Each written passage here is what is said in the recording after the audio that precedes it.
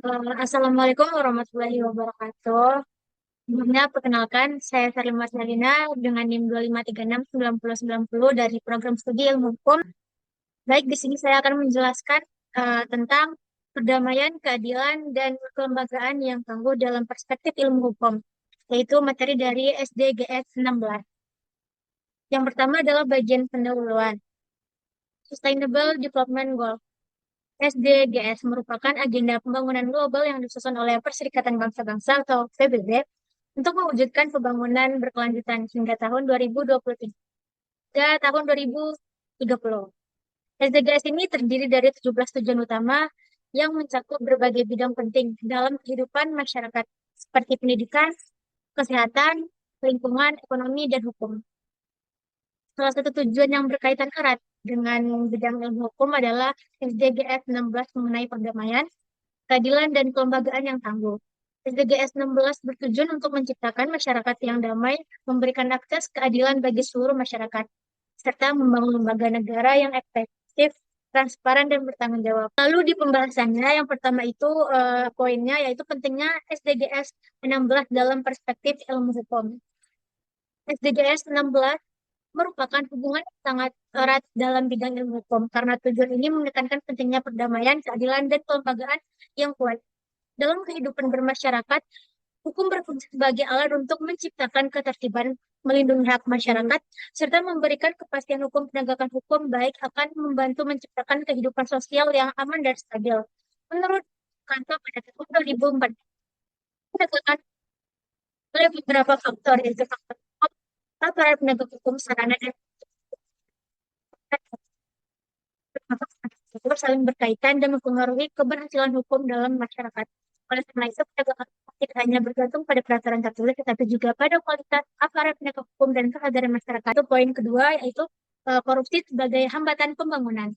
Korupsi menjadi salah satu hambatan terbesar dalam mewujudkan SDGs 16. Korupsi menyebabkan kerugian negara yang sangat besar dan menghambat pembangunan nasional.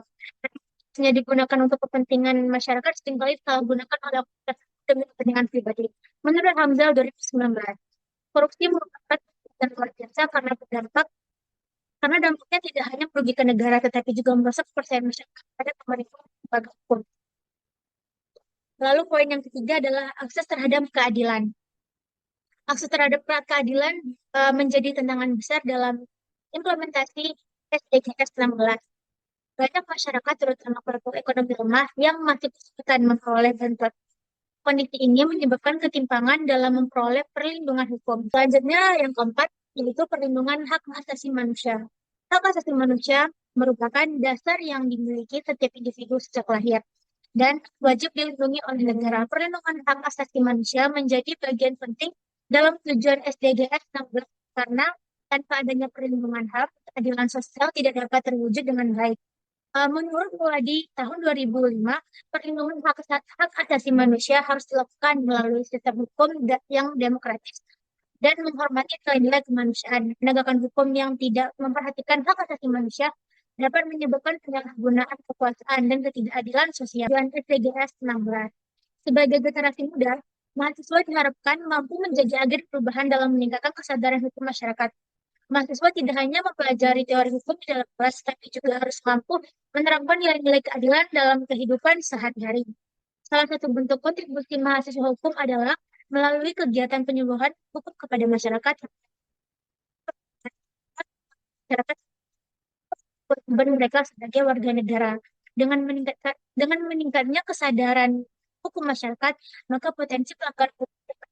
Selain itu, mahasiswa hukum juga dapat berperan melalui penelitian ilmiah mengenai berbagai persoalan hukum yang terjadi di masyarakat. Penelitian tersebut dapat menjadi bahan evaluasi bagi pemerintah dalam memperbaiki sistem hukum dan kebijakan. Di era digital sekarang ini, mahasiswa juga dapat memanfaatkan media sosial sebagai sarana edukasi hukum kepada masyarakat. Informasi mengenai hukum dapat disampaikan dengan cara yang lebih mudah dipahami sehingga masyarakat menjadi lebih sadar akan hukum. Selanjutnya, tantangan penegakan hukum di era digital.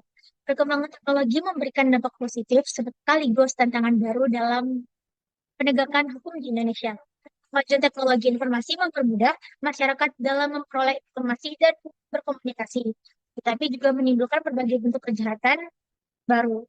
Kejahatan cyber seperti pencurian data pribadi, penipuan online, peretasan akun, dan penyebaran hoax menjadi hal yang sering terjadi. Oleh karena itu, diperlukan regulasi hukum yang mampu mengikuti perkembangan teknologi. Pemerintah perlu meningkatkan pengawasan terhadap penggunaan teknologi serta memperkuat kerjasama dengan berbagai pihak untuk mencegah terjadinya kejahatan cyber. Selain itu, masyarakat juga lebih harus bijak dalam menggunakan media digital agar tidak mudah terpengaruh oleh informasi yang salah. Sistem hukum yang ada ya, terhadap perkembangan teknologi, maka keamanan dan ketertiban masyarakat akan maka eh, keamanan dan ketertiban masyarakat dapat tetap terjaga di era digital ini. Jadi kita masuk ke penutup yaitu eh, berdasarkan pembahasan ini dapat kita lihat bahwa SDGs 16 memiliki hubungan yang sangat erat dalam bidang penegakan hukum yang adil, perlindungan hak asasi manusia, pemberantasan korupsi, dan penguatan lembaga negara merupakan faktor penting dalam menciptakan masyarakat yang damai dan sejahtera. Indonesia masih menghadapi berbagai tantangan dalam mewujudkan tujuan SDGs 16 seperti korupsi, rendahnya kesadaran hukum masyarakat, ketimpangan akses terhadap keadilan, dan meningkatnya kejahatan berbasis teknologi. Oleh karena itu, diperlukan kerjasama antara pemerintah, aparat penegak hukum, lembaga pendidikan, dan masyarakat dalam memperbaiki hukum di Indonesia. Mahasiswa hukum memiliki peran penting dalam mendukung tercapainya SDGs 16 melalui pendidikan, penelitian, dan kegiatan sosial yang bertujuan meningkatkan kesadaran hukum masyarakat. Dengan adanya partisipasi aktif dari berbagai pihak, maka tujuan pembangunan berkelanjutan dapat tercapai secara optimal. Saran yang dapat diberikan adalah pemerintah perlu memperkuat penegakan hukum dan meningkatkan transparansi lembaga negara agar masyarakat lebih percaya bagi masyarakat kan, agar kesadaran hukum dapat baik baik hanya itu yang dapat saya katakan. Saya tutup dengan assalamualaikum warahmatullahi wabarakatuh. Siapa? Lama tapi